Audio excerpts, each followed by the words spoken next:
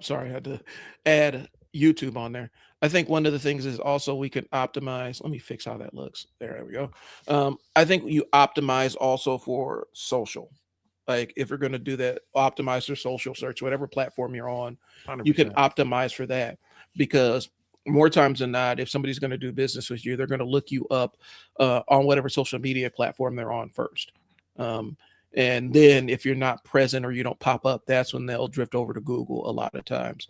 But if you optimize for AI, optimize for social, and then optimize for search engine, I think you've kind of covered your bases. But Hmm. what a lot of SEO experts, and I've sat in consults with SEO experts. Um, they have a bundle of prepackaged tools that they use that are commercially available to anybody out there, and they run analytics on your website, and they'll tell you what you need to be doing and stuff, um, and then sell you the solution. Yeah. Our SEO thing does X, Y, and Z and manages X, Y, and Z. Um, SEO will not take your website that has no interaction.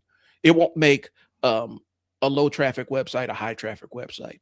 It Yeah. will make a very high traffic website a little bit higher traffic website, but it's not like this magic box that you flip the switch and all of a sudden you're popping up, because you got to understand you're competing against people that have unlimited budgets that can dump any amount of money into Google to jump up the search rankings. Yeah. And I would also add one caveat. If you are a storefront, like an e-com business, Hmm. the practices of SEO are important in building those. The product descriptions and stuff like that. Right. But that's a whole nother beast from what we're kind of talking about, to everyday websites that, mom and pops, or even bigger companies that don't really do business via their website. The SEO of those olden days, I call them, Hmm. isn't what you need anymore. But ecom, yes, that caveat of ecom is important with SEO. It's a completely different beast, though. It's Right. not something we can even get into right now, really. Right. And it's changing all the time. And the Hundred game, the percent. game that's being played, and yeah, for those that aren't aware, the game that's being played is as soon as people figure out a SEO strategy for Google, Google will change the search algorithm. Um, when they shifted from the Panda algorithm years and years ago, a lot of businesses vanished overnight. A lot of online businesses that existed solely online, they vanished overnight because they changed. Google went and changed the algorithm and just shut everybody down. Mm-hmm. And so if this is the only thing you're depending on, the analogy I used to give is imagine using only search, like imagine if you're only using search engine discovery, right, as the way that people find your business. That is like going out to a river, getting in a boat, you got your fishing rod, you got your reel, you go out there, you sit in the middle of the water and wait for the fish to jump into your boat. Mm-hmm. That's how it looks to me if you're only doing search. If the only way somebody can find you is by searching and you're not in their face or you're not where they are typically hanging out, you're essentially going out there with no bait, no anything. You're sitting in the middle of the water with your boat, waiting for fish to jump in your boat. And I think that's what happens when you rely only on SEO as your only way to deliver clients. Um, it's not a good thing. And I No. think what happens is a lot of people get sold the bill of goods when it comes to a website, like the website's a magic solution. Um, it took a long time for me to have a website that was averaging 1,000 views a day. Like it Yeah. takes time. And I'm the guy that can't stick with a website. Like I just changed the design of my website again, and it's more me just testing stuff for other people than me actually using it, because I don't even get a lot of traffic from there. Yeah. Um, Now I use my website differently. I have a whole back end to my website that I Hmm. manage clients in, right? So it's kind of just this shell on the outside, but I've built a whole lot of things on the inside that manage the tasks, allow messaging for me and my clients back and forth, stuff like that I've built over the years. But it's just not as I it's not something you need to worry about as like a first thing, especially if you're a small business or just starting out. And like this episode's about starting over. Yeah. get some eyeballs on you. It is attention. And here's a good segue into that loop I was talking about with content, where it's bulk create content. I try to remember this so I don't miss anything. Bulk create content, find the winners, right?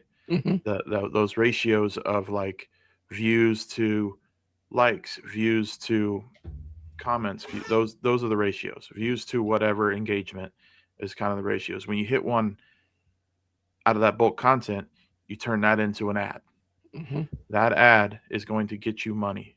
It's like 100% guarantee if you pick the winners from that did good ratios. Yeah. And then you adjust your ads, right?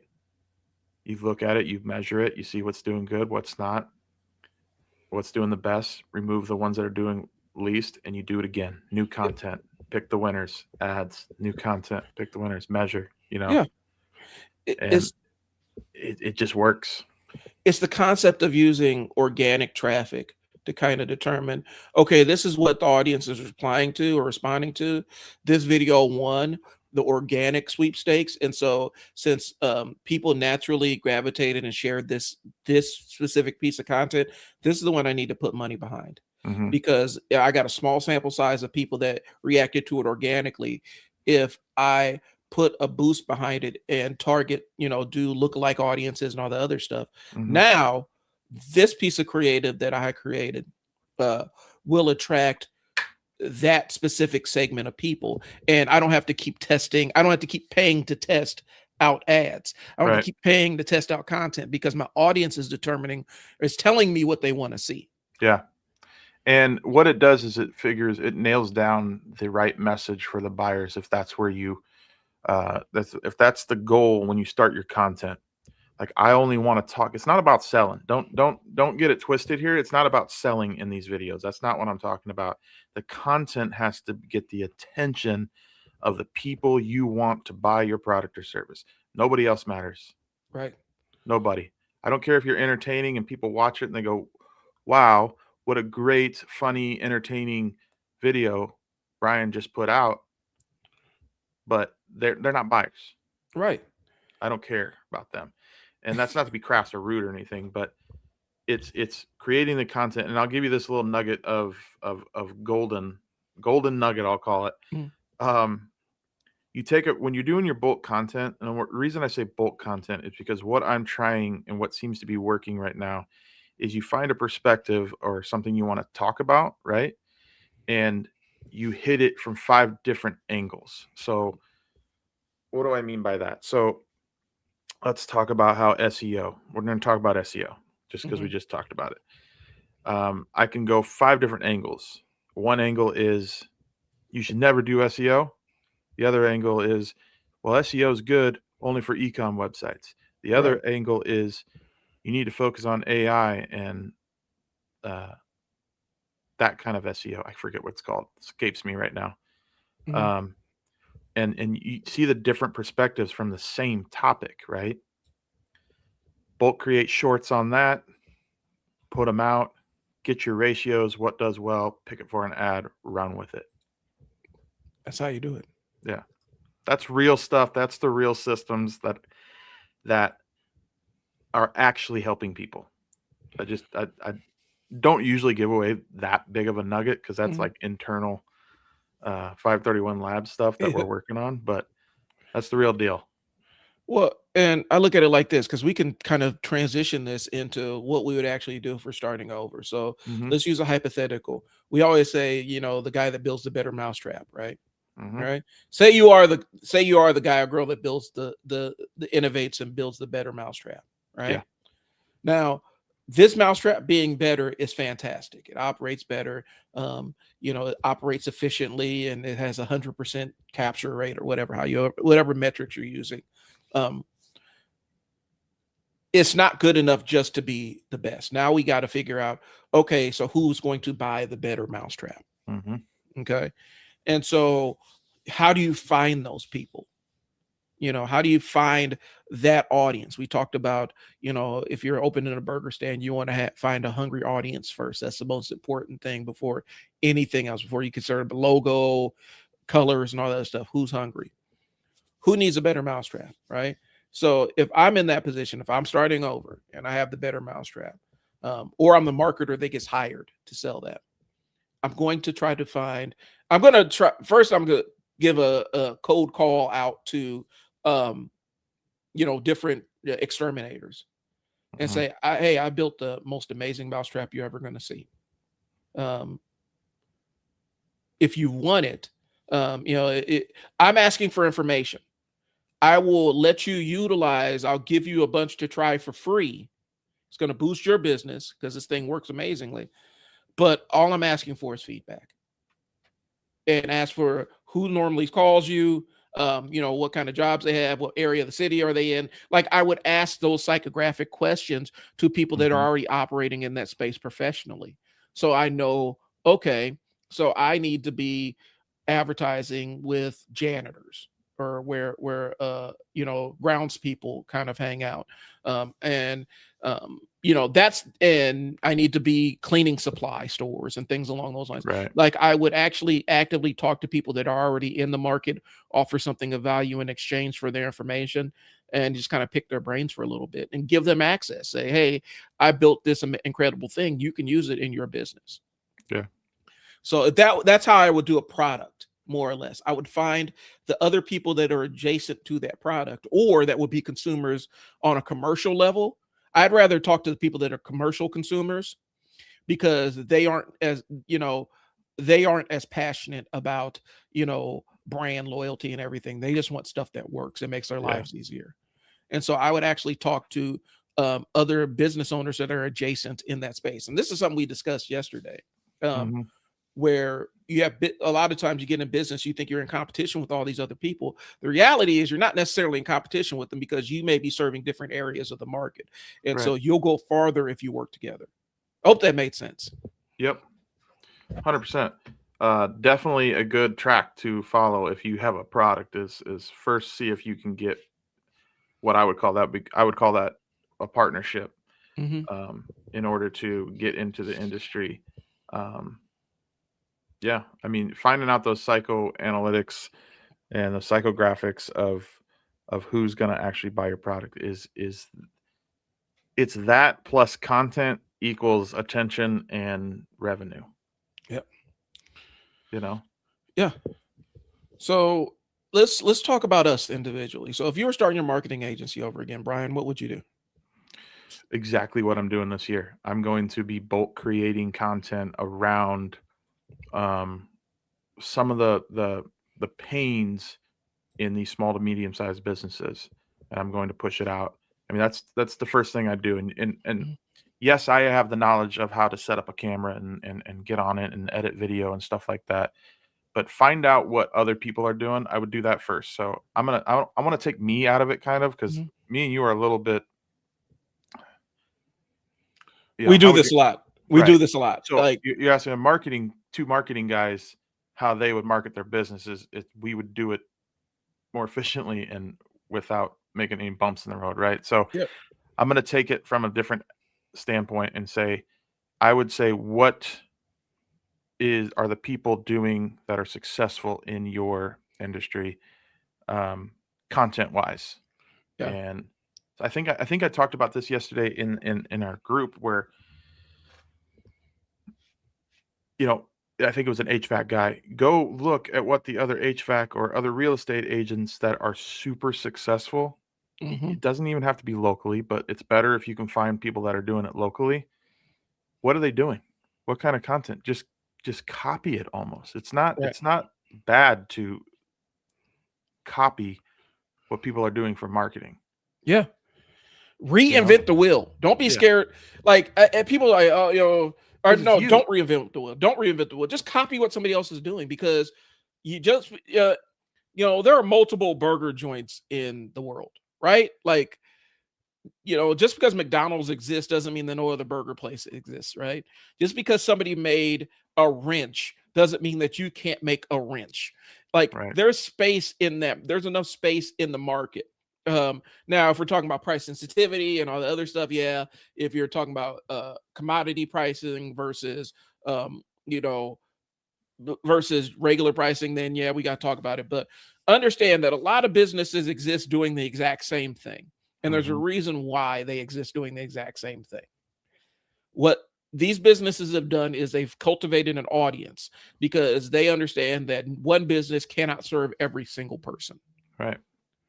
And as a result of that, there's lots of money to be made just looking to see what this person did and copying what they did, Yeah. especially if you're looking for a brand new business. If you have no concept of, you like, I want to be a business owner, I have no idea what I want to do. You know, there's a whole lot of other steps, but you're going to look and see what's successful and what people are doing and what's working and what segment of that market you can clear out. Or you can sit in comfortably. There's billions of people in the world. All you Yeah. need to do is capture a couple of thousand of them, and you'll be doing great. Yeah.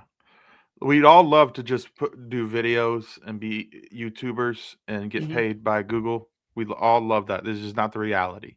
Yeah. Um, doesn't mean you can't make money on it. Doesn't mean you won't be successful.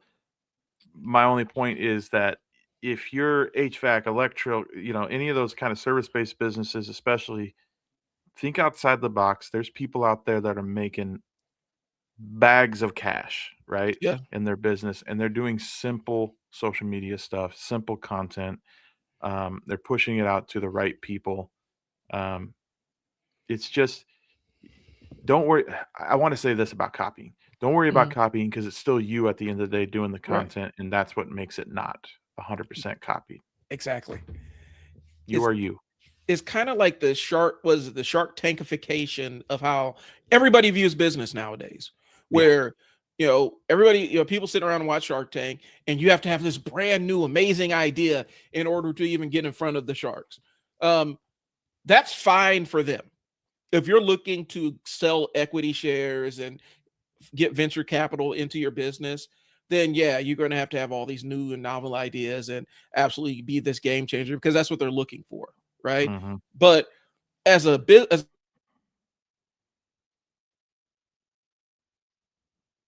I think we lost Brian there for a second.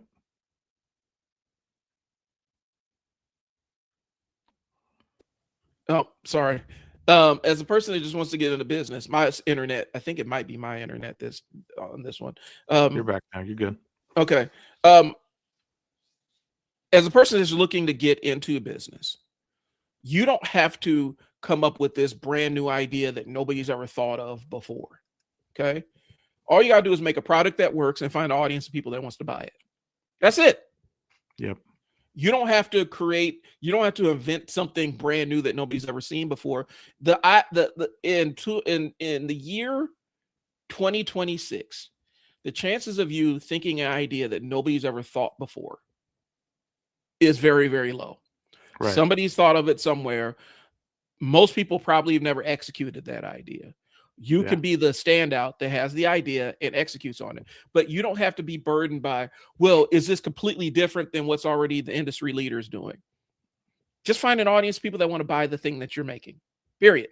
That's it. Yeah. That's business. Yeah. Don't You know. don't feel like, oh, I have to have the new bells and whistles and everything. That's Shark Tank stuff. And Yeah. um a lot of Shark Tank is played up for dramatic effect. Like I watch the show. I'm a fan of the show. But Yeah. as business owners, you know that a lot of this stuff is played up for effect, right? Like um, some of these businesses have sued people on Shark Tank for not providing the stuff that they wanted to. Sometimes somebody will win the sharks, and the sharks will all jump in, and then once they do their due diligence on the business, they figure out it's not for them, and they'll drop it. Right. Sometimes they'll predetermine who they actually want to do business with and invite them on the show so they can do it live on television. There's so many elements to it, and I think people think that that's how business is done. Right. It's not. No. Product, sales, marketing. That's Yeah. it. And so, but yeah, starting over. Let's see. All right. So if you had to choose, starting between a service and a product, what are you starting with? Service all day long. Why is that? Because I agree with you, but why is that for you? Same reason you kind of just got done talking about, because inventing a product that you almost have to invent something, right? Hmm. In order to make a dent in a market. Hmm. So that doesn't mean you can't make money with a product. It's just not. It's never been something I want to do. Yeah, I'm a service guy all the way, Yep. 100%. Now, is food a product? Because I could get into that. Yeah, I would say food is a product, but it almost has different rules. Yeah, It's a consumable product. It's not something that consumable and a service. I feel like you're it, feeding somebody as a service. right. So no, but I'm a service guy through and through. If I had to start over and always you start from scratch, 100%, because it's the overhead. There's no overhead on a service. Right. And I don't have to worry about inventory. I don't have to worry about Hmm. manufacturing. I don't have to worry about how much it costs to land the Right. materials in order to make the thing. I don't have to worry about packaging and anything. I Typically, was it's your time. Yeah, I would start with service too, just because starting with service allows me to really learn how business is actually done without having to invest in creating a product, a physical thing that needs to be sold. Because once you start doing that, now you have to this is the crazy part. Once you build a product, now you have to build an entire back end that delivers a product, um, does maintenance on the product, offers warranties on the product, has to do returns if somebody's dissatisfied with the product. You're always watching for defects and things like that. Yeah. I've seen people get into when drop shipping was all the rage on Ugh, Amazon, yeah. and I've seen people go gung ho, go gung ho into being Amazon sellers with drop shipping and absolutely get eviscerated because they weren't looking at import fees that you have to pay. They weren't looking at, okay, so we drop ship this thing from China. If the shirt is too small or the the decal or the logo's peeling off, they can't necessarily send it back to No. China. They have to send it back to me. And so now I have to do the customer service part of it Right. for something I had nothing to do with. A lot of people got into product businesses um, and absolutely got shredded. Yeah. Um, and they took away the wrong lesson because product businesses can work, but just not they're not easy. No. There's no such thing as an easy No. product There's no business. such thing as easy, really. I mean, the only things I ever touched really were some e-com product, was direct to consumer stuff where I wasn't holding products. So it was shirts and Yep. hats and that kind of stuff where it's kind of print on demand stuff that I never touched anything. It was basically just me setting up a website, getting all the designs ready, descriptions, and setting up the store. And then people order and they don't know any different. They're just ordering and it gets printed and sent to them. Right. But and that's a way around that product, that stuff, all that stuff you were just talking about. It's a way around that. But guess what happens? Your margins are way thinner now. Yeah. So I gotta sell a T-shirt for $45 to make money, which is yeah, Well, and I think that is an important thing to point out here, especially when you're a small business owner. You have to make sure that you position yourself in a market that is not price sensitive. Like one thing you have to not price out of your own pocketbook and your own wallet, but the other side is you have to find a market that is not as price sensitive as you are.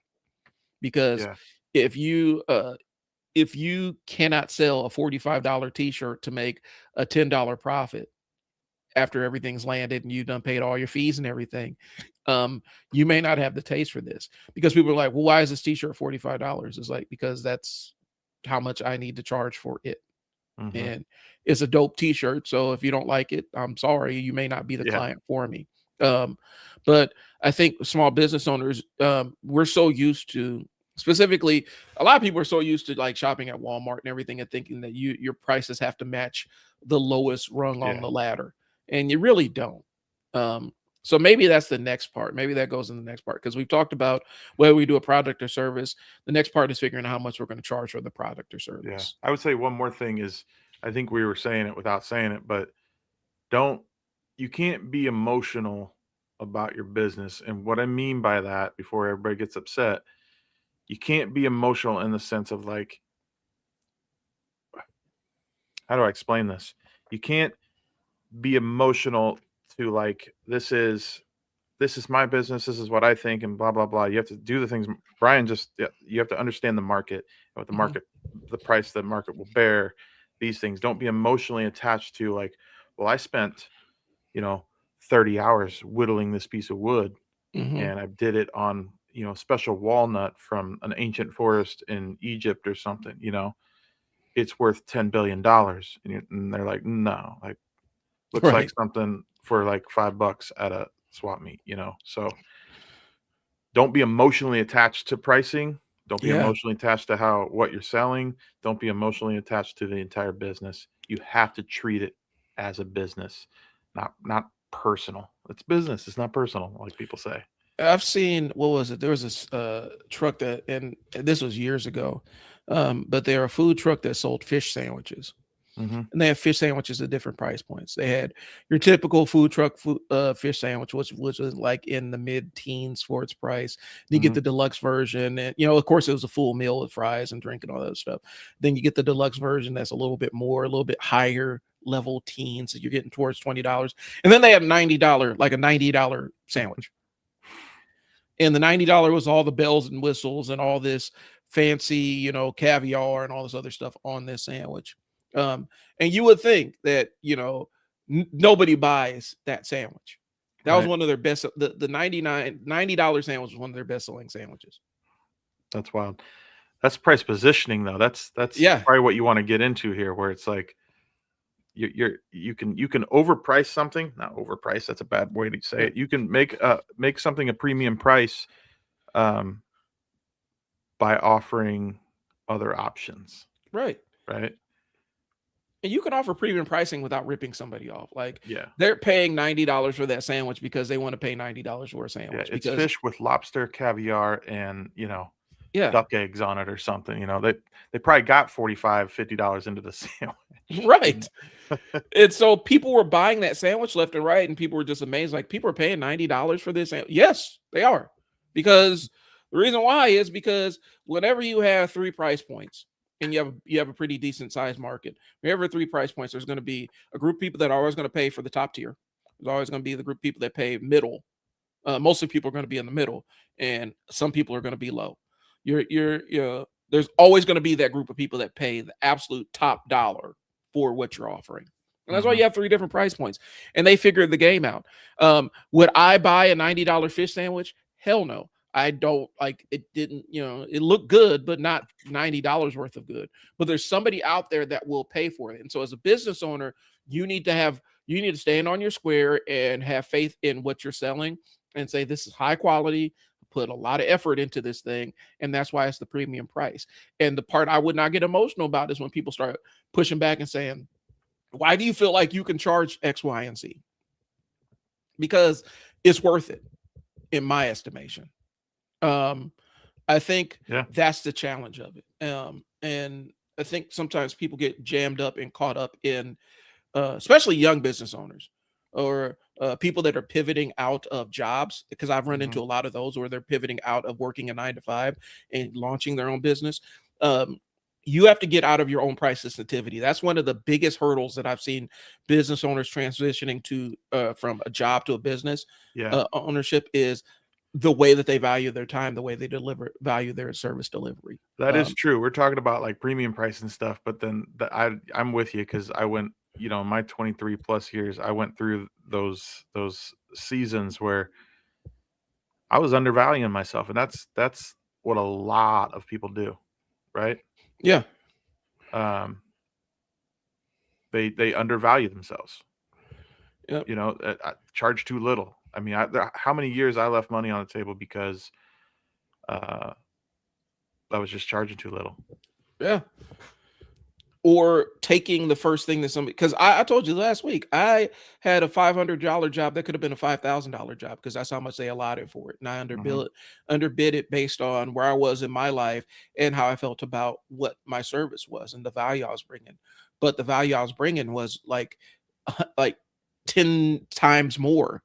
than Right. what I had imagined it is. What's going on, y'all? If you're watching, thanks for tuning in. We're talking about what we would do if we were starting over as business owners. And so it's more of a free form conversation because there's a lot of different types of businesses you can start. And so the launching pad for each one of those is going to look different. We're just kind of giving you some general ideas. So far, we would say don't worry about the website as much, probably lean more towards a service and really set your price as something that makes you feel uncomfortable. Yeah. Yeah. That's what I would say. Let's see. Okay, so I do want to talk about the concept of low prices because I have to talk about this, Go and for it. you have some takes on it too. Um, what happens when you start pricing yourself too low is kind of a race to the bottom, especially on the product side of things, but even the service side of things.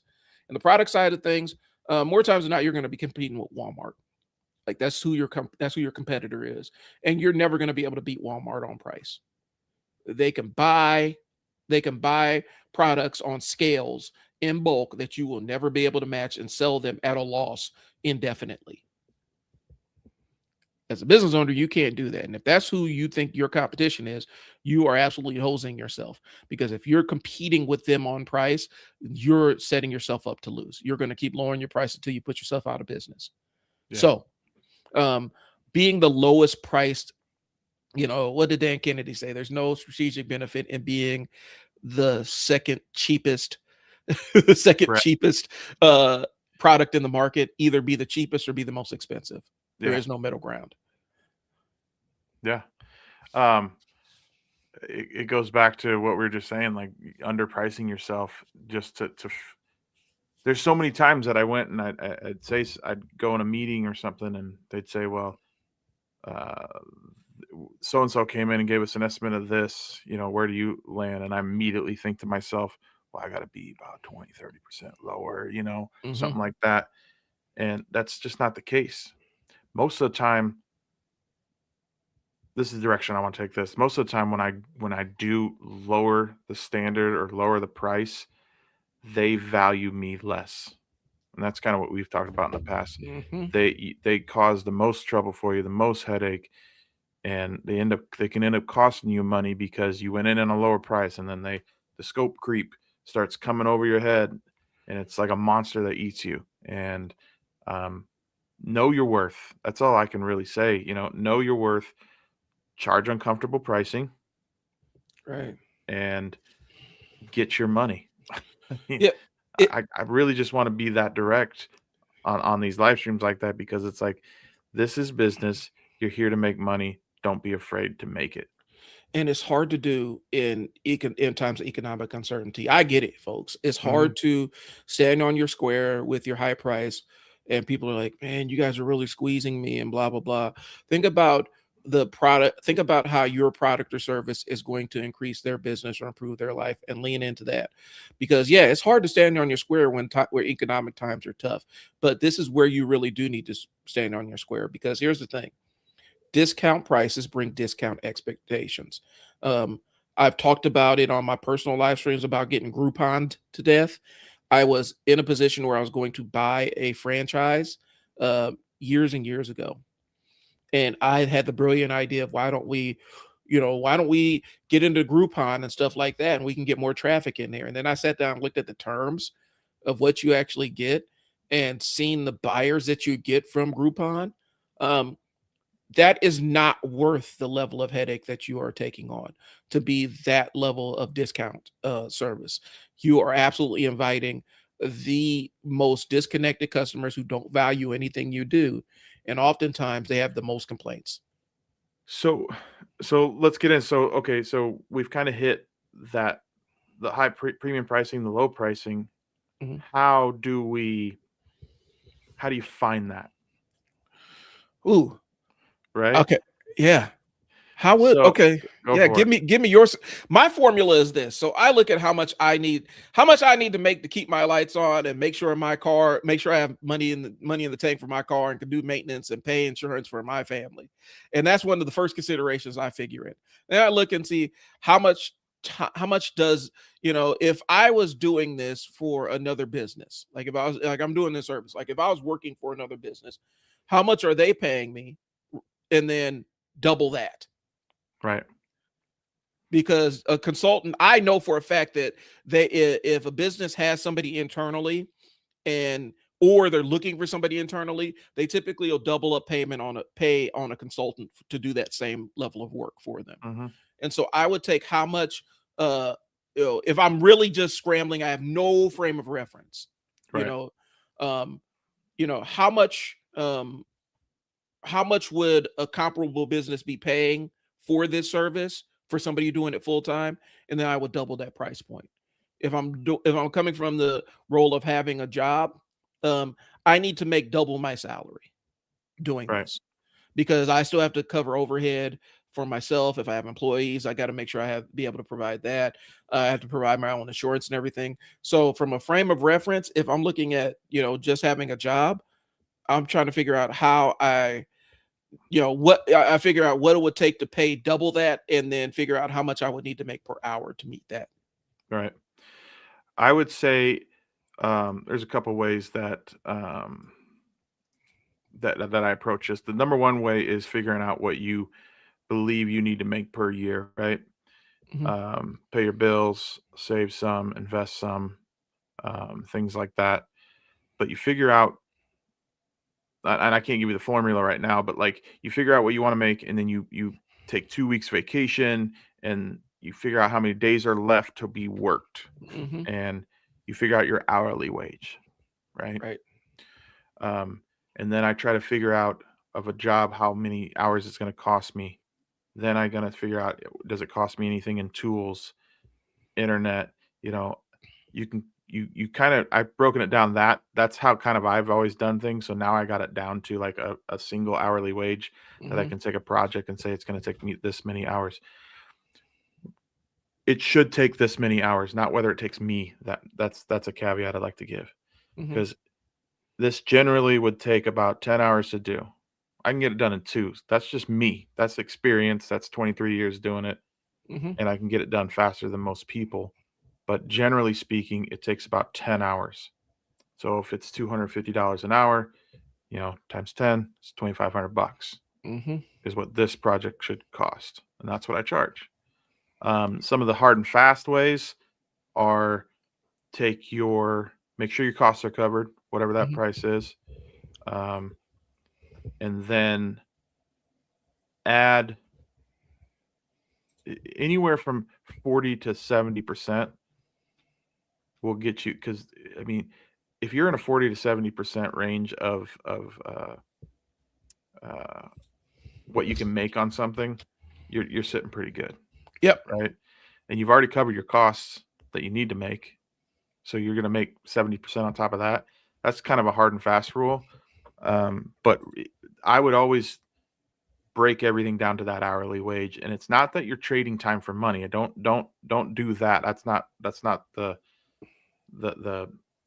prison I want to put you in. It's merely a pricing structure. It's not right, really meant to be an hourly wage of what you actually work. right.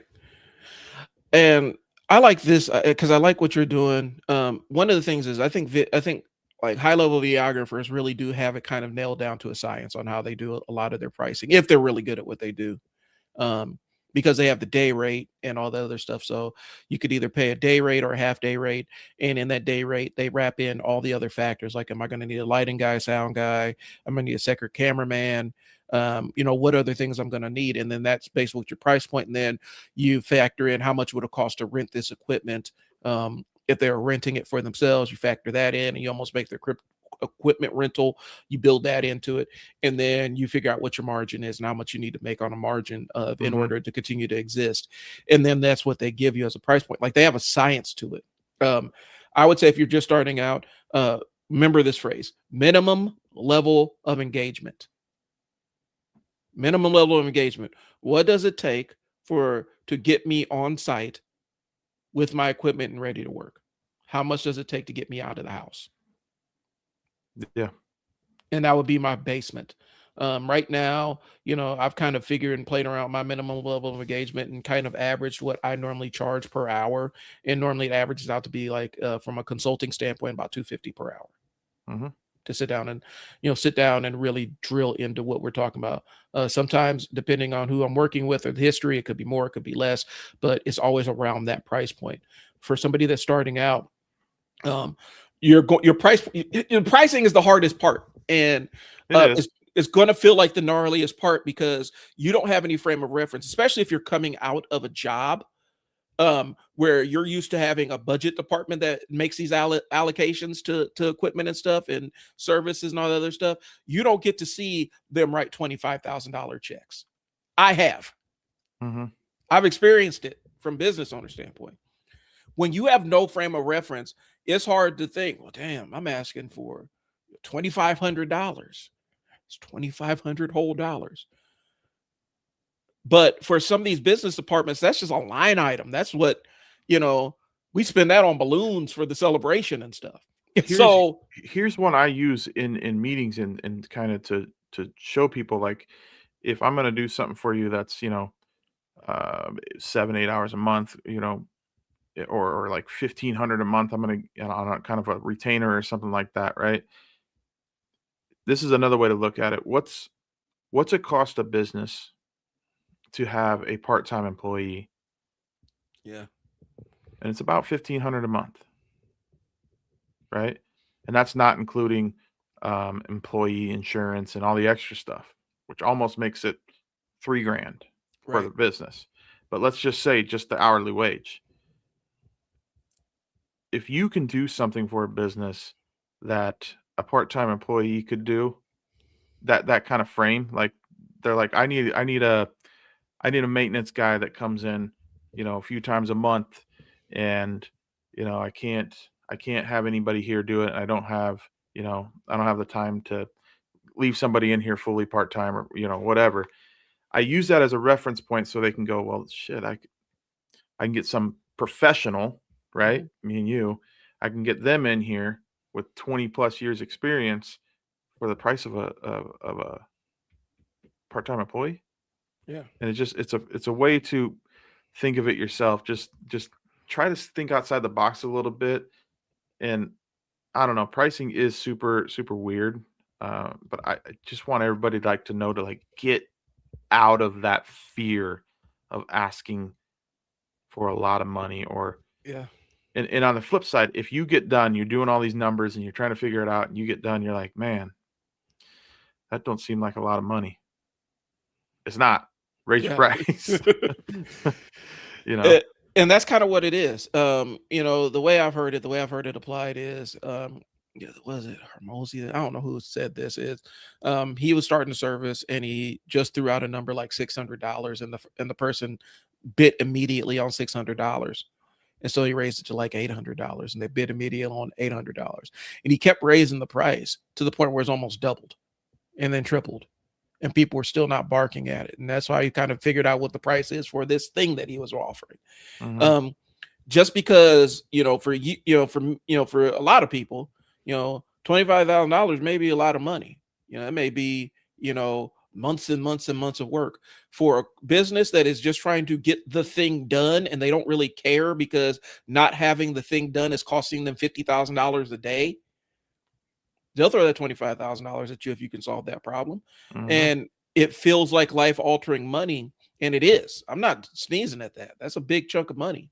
But you got to look at it from the business standpoint. You have to come in from what the benefits are to the person the person that is requesting the service, as Yeah. opposed to your own personal benefits. I'm surprised we got into it a little bit last week, but that whole value-based pricing thing Yep.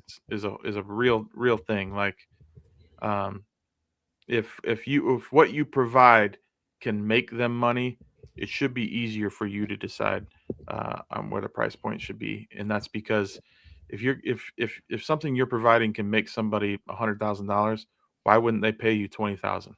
Right. And if they wouldn't make that trade off, you don't need to be doing business with them because they're not Correct. very good business people. Right. And that I think that's the thing that you guys need to understand about that. Sometimes you get to determine who you're going to do business with and who not. Um, so we're running short on time. I do want to hit this. Where do you show up? We're starting over again. What platform are we going to be showing up on? And I know you guys are going to hate this answer from me. So you're going to hate this answer because for me, if you're asking where you show up, I'm going to ask you, where do you think your clients are? That's where you need to be. What platform are they on? Where do they interact? What groups do they interact in? That's where you need to be. Yeah. And that's the hard work, guys. Like we can't tell you, someone walks up to me or Brian and says, "Well, I do electrical. I'm an electrician, and where are my clients at?" You got to find them. You got to look. You got to talk to people at jobs and see where those buyers, you know, are. Where'd you find us? That kind of stuff. Or talk to friends, talk to family, do your research online, use Chat GPT. That's great for stuff like that. But you got to find out where they are, and there is no single answer. I will say though that YouTube's should always be something you put content on. Yep. It still functions like a good search engine with SEO. It does. It's the only one left. And it's a good place. And I know Brian says this a lot, and I've started thinking of it this way too. It's a good place to store stuff. Mm-hmm. And why not have some place you can always come back to with links and pull videos from? And it's good for that too. But yeah, it's going to be where your customers are. Well, and I'll expand a little bit. Like if you're an electrician and you say, where do I go? I'm going to ask you a couple questions. Do you do commercial? Do you do residential? Mm-hmm. Okay. If you're residential, I'm going to probably say steer you towards Facebook because that's where a lot of the homeowners exist. And you need to find local neighborhood groups, neighborhood associations, and be in those spaces. Yeah. You need to be in local. There were plenty of local, just Omaha. Was it 500 millennials of Omaha or whatever? Being in those spaces. There's plenty of pages that are just dedicated to, hey, recommendations for this, that, and the third. Be there if you're doing residential work as an electrician.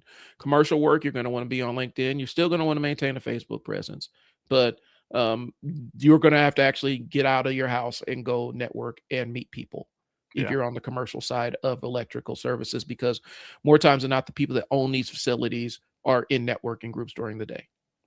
And that's kind of how it goes. So it's not a clean solution. It really is dependent on where your clients are. But if you're an electrician and you're like, well, should I be on Snapchat? Probably not. Right. That's probably, unless you have a group of homeowners that are on Snapchat, teenage homeowners that are on Snapchat, I guess. Yeah. And TikTok is a weird place for me as well for service-based businesses. I know it can work, but I'm not sure and I'd like to maybe do a whole episode. I'll talk to you off camera about how maybe we could do some sort of like this research episode where we dig deep, because I want to know everybody 30 and younger, real tough time buying houses. Around here they're building apartments like they're the best thing since sliced bread. So what are all these service-based businesses going to do when the next 2 generations are in apartments and they don't own houses? Yikes. I kind of want to do a deep dive or something on that. I don't know any of the stats or anything. I'm just wondering. Yeah. But I would say I'm with you. Any service-based business, you're going to be good on Facebook and probably Instagram too, because that's where, and I'm not trying to step on any toes or anything here, but that's where the moms and the wives are, and they do a lot of the scheduling for these types of things. And it used to be Pinterest, more or less. I talked to somebody who they're making thousands of dollars on Pinterest, just running a Pinterest board. Well, that's a special there's niche group down on Pinterest. Instagram is, people like to look at pretty things on Instagram, and so they like to look at things that require craftsmanship or work and things along those Yeah. lines. I see a lot of house restoration doing well Yep. on Instagram because they like the pretty in shot. Yep. And So YouTube is kind of that same place where people will go and yeah. watch somebody, power washing a house. Like, Hmm. if you're a power washing business, there's no reason why you're not doing those videos. I think people are asleep on YouTube Shorts. Yeah, they Uh, are. They are, but also it has to do with how YouTube implemented shorts, because the way they rolled them out is almost cannibalizing regular content on YouTube. And they mhm. are starting to draw that line where the shorts are more cleanly linked to the longer form stuff. But for a Gotcha. long time, it wasn't that seamless. And for a lot of content creators, a lot of people on YouTube channels, they were like getting like YouTube shorts are absolutely cannibalizing my views. Right. But also, and then also it brings in, because it's also knowing who your audience is. Yeah. I'm getting into nerd stuff, guys. Yeah. You Yeah. gotta know your audience is, because there's going to be people that only watch short form content, and they're going to be people that watch long form content. Yeah. I'm a long form content person. Same. I will sit there and watch. I will sit there and like watch a 6-hour video in chunks. Yeah. I have no problem doing that. My wife is short form content. Like 100%. Mine too. she'll listen to ebooks and stuff, and she doesn't have a problem with that. But when it comes to just casual kind of scrolling stuff, she won't she won't listen to anything that's too long form. It's got to be Yeah. clipped. Just because that's how she, in her mind, that's relaxing. Yeah. For me, that builds anxiety. Yeah. Like it And makes me anxious. I'm an episodic YouTube watcher where like I like to find channels that have like several episodes of a project. Yeah. I'll binge watch that on a Sunday, Oh They're yeah. restoring a whole car from the junkyard to the racetrack or something. That's fun for me to watch. I will sit and listen to. I'm a fan of the Jim Cornette podcast. He talks about his days being on the road as a pro wrestling manager, Mhm. and he has entire 6 and 7 and 8 hour omnibuses of him talking road stories, and the Mhm. time they almost got killed in the Omni in Atlanta because they betrayed Dusty Rhodes and the fans were climbing over the cage trying to kill people. Like, Wow. and he tells those kind of stories, and he's also takes meticulous notes, and so he can document and stuff like that. Like, he's a wrestling historian, so he can remember this stuff Mhm. off the top of his head. He has a freakish recollection of stuff in there. But Right. on average, when he drops an episode of his podcast, is a 3-hour episode, and he does that multiple times a week. Yeah, that's wild.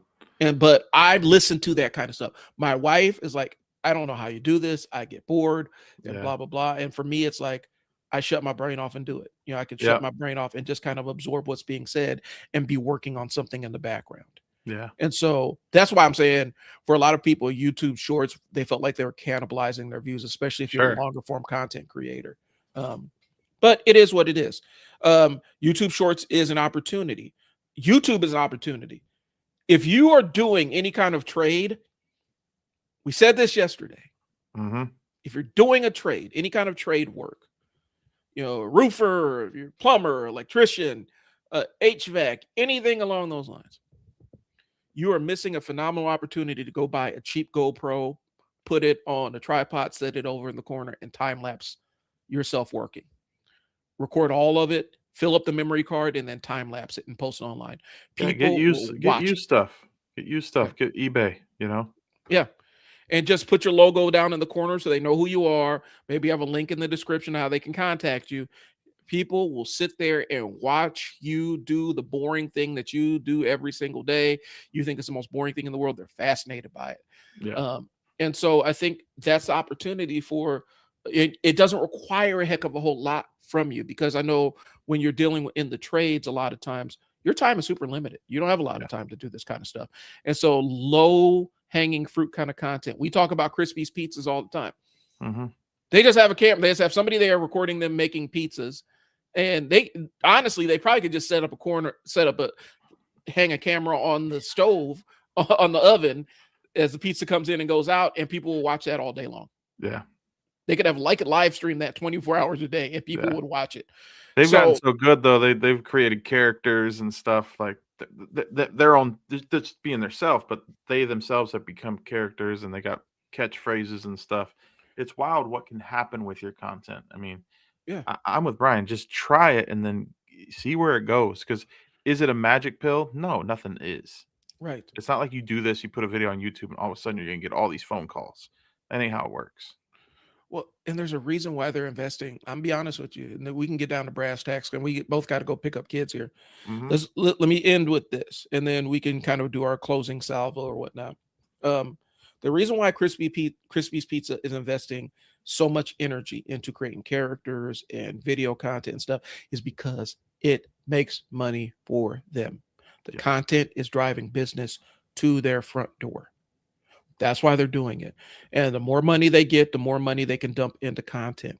And the bigger they, eventually they can have a full-time videographer who just does that on staff.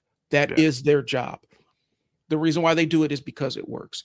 If you aren't doing it, if you aren't building that content bridge to show people what you do, you are invisible on social media. yeah, You're kind of invisible on social media. That's a prompt to me. I got a basketball business. I got almost 72 hours of video footage from different tournaments I could just be posting and trainings and stuff. yeah, Like, if you aren't in their face showing you what you do, showing them what you do, you're invisible on social media. yeah, 100%. So I don't even know what to add to that, to be honest. I mean, uh, I think that loop that I've kind of discovered over the past 6 months is where it's at. Bulk create around a narrative that um, helps people buy your stuff, yeah, right? And then see what the winners are and go all in on the winners. You yeah, know, we can get into kind of that maybe on a different show. I can talk about the ratios and what those mean and let's do it. what you look for, because it's not like you have to have a million views. If you get Mm-mm. ratioed to like 800 views, a video with 800 views, and it's got, you know, 200 comments, that's a winner, Oh, that absolutely crushed it. you know. But you have to know, you kind of have to know these things, and that's kind of what we're here for, to do these things, is to teach you some of these nuances to save you time. Because yes, you can set a GoPro up, but you're going to need to be able to edit it, Hmm. you know, somehow, some way. And there's tools out there. It can be done. It doesn't have to take a lot of your time. Right. Um, but you got to know these things, and you got to, if you care about your business, you'll learn more, you'll do more, and you know, you won't Yeah. just poo-poo ideas all the time. That's another thing we can get into. I'm having a real bad time right now with dealing with people that just are set in their ways and refuse to change. Yeah. So Evolve or die. Unless you have a loyal group of clients that come to you hell nor high water, you're kind of in this. You have to evolve and carve out your spot on social media. You don't have to be a content creator, but you better be creating some content. yeah, 100%. So then I think maybe that's our next episode. Why? Why content creation? Why do you need to be out here doing it? And talk about some ideas of what kind of content you can be creating. Because it's not just talking head stuff, and it's not just memes and funny dances and stuff. Right. You could do some really easy stuff. And I think people are missing that opportunity. So that's what I got. Guys, I appreciate you. Brian, do you have anything to sign off with? No, that's it. I appreciate everyone's time. Thanks for watching, and we'll see you next time. Yep, we'll talk to you later. Peace. Messaging machine. We'll talk to you later. Peace.